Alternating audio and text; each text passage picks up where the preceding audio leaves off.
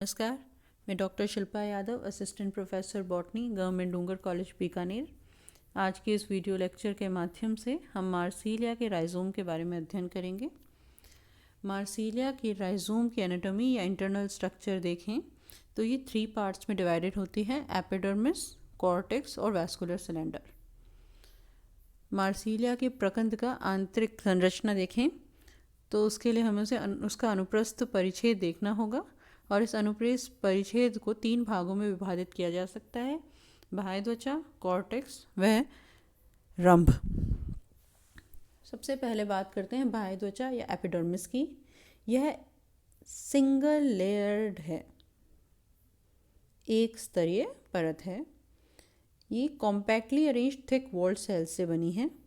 मोटी भित्ति युक्त एवं संहत रूप से व्यवस्थित कोशिकाओं से बनी है। इसमें स्टोमेटा एब्सेंट होते हैं, रंध्र नहीं पाए जाते।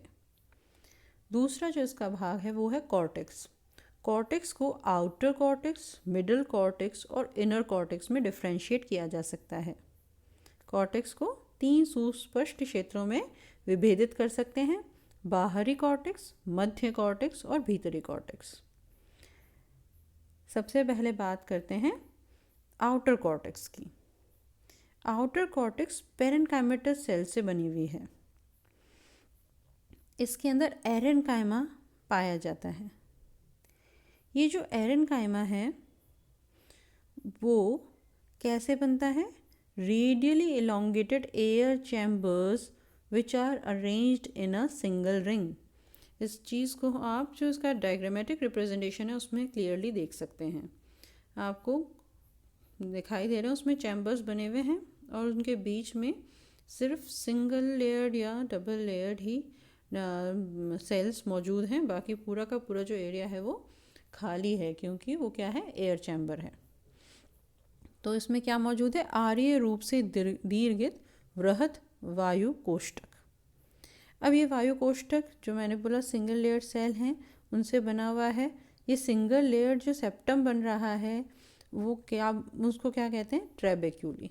तो आपसे पूछा जा सकता है ये ट्रेबेक्यूले क्या होता है, तो आपको बताना है मार्सिलिया के राइजोम में पाए जाने वाला सिंगल लेयर्ड सेप्टम जो एयर चैम्बर्स को एक दूसरे से अलग करता है वो ट्रेबेक्यूली कहलाता है। The air chambers are separated from each other by a single layered septum called trabeculae. कोष्ठकों के बीच स्थित एक स्तरीय पट ट्रेबेक्यूली कहलाते हैं। उसके बाद हम बात करते हैं मिडिल कॉर्टेक्स की। मिडिल कॉर्टेक्स स्क्लेरेन्काइमेटस सेल से बना हुआ है। देखिए, आप क्लियरली देख सकते हो डबल लेयर्ड सेल बनाई है, क्योंकि ये स्क्लेरेन्काइमा या दृढ़ोतक कोशिकाओं से बना हुआ है। उसके बाद आता है inner cortex. Inner cortex again compactly arranged parenchymatous cell से बना हुआ है। संहत रूप से व्यवस्थित पेरेन्काइमी कोशिकाओं से निर्मित होता है। इस रीजन में टैनिन भी मिलता है। ये जो सेल्स हैं इनमें टैनिन्स मिलते हैं। अब आता है सबसे इनर मोस्ट लेयर जिसको हम कहते हैं वास्कुलर सिलेंडर। तो ये वास्कुलर सिलेंडर कैसा है? यहाँ पर जो वास्कुलर सिलेंडर है, जो स्टील हमारे को देखने को मिलती है वो मिलती है एम्फीफ्लोइक सिफेनो स्टील। उभयत फ्लोएमी नाल रंभ। स्टीलर सिस्टम में हम पढ़ चुके हैं। नाल रंभ या सिफेनो स्टील कब कहते हैं? जब जाइलम और फ्लोएम के बीच में पित्त मौजूद हो। अगर सेंटर में पित्त मौजूद होती है तब हम उसे क्या कहते हैं? नाल रंभ या सिफेनो स्टील। अब बात आता है एम्फीफ्लोइक। एम्फी का मतलब होता है मध्य, जो दोनों तरफ से कवर करे। तो एम्फीफ्लोइक मतलब फ्लोएम जो है वो दोनों तरफ से कवर कर रहा है। किसे कवर करेगा? जाइलम को। उभयत फ्लोएमी। ठीक है, तो क्या है? फ्लोएम बाहर भी है और अंदर भी है, किसके? जाइलम के। तो ये डायग्राम में आपको क्लियरली दिख रहा है।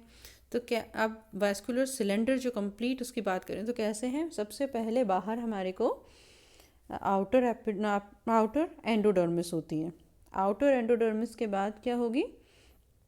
पेरिसाइकिल, पेरिसाइकिल के बाद क्या होगा? आउटर फ्लोएम, आउटर फ्लोएम के बाद क्या है? जाइलम, जाइलम के बाद वापस क्या आ गया? इनर फ्लोएम, और इनर फ्लोएम के बाद अब अंदर क्या है? इनर एंडोडर्मिस और इनर पेरिसाइकिल, और सेंटर में स्क्लेरेनकाइमेटस, जो एरिया हमारे को दिखाई दे रहा है वो क्या है? इसकी स्क्लेरेनकाइमेटस पिथ है। ठीक है, तो आपको ये याद रखना है कि मार्सिलिया का जो स्टील है वो कैसा है? एम्फीफ्लोइक सिफेनो स्टील है। वो अंदर और बाहर दोनों तरफ से एंडोडर्मिस और पेरिसाइकिल से घिरा हुआ है। जाइलम मध्य में मौजूद है और उसके दोनों तरफ फ्लोएम मौजूद है। तो जो बाहर की तरफ है उसे हम कहेंगे आउटर फ्लोएम, और जो भीतर की तरफ है उसे हम कहेंगे इनर फ्लोएम। यहाँ पर एक चेंज है, वो है अकॉर्डिंग टू एनवायरमेंटल कंडीशंस। अगर मार्सिलिया जो है वो ज़ीरोफिटिक कंडीशन में है, मरुद्भिदी है, ऐसी अवस्था में पित्त जो है वो स्क्लेरोटिक होगी और एयर चैम्बर्स हैं वो मौजूद नहीं होगा। लेकिन अगर वो वाटर में मौजूद है तब ऐसी अवस्था में एयर चैम्बर्स भी मौजूद होंगे और पित्त जो है वो पेरेन्काइमेटस हो सकती है। इस चित्र को ध्यान से आप अपनी फाइल में ड्रॉ करें, क्योंकि ये प्रैक्टिकल के लिए भी उतना ही इम्पॉर्टेंट है जितना थ्योरी में भी आपसे बड़ा प्रश्न पूछा जा सकता है। धन्यवाद।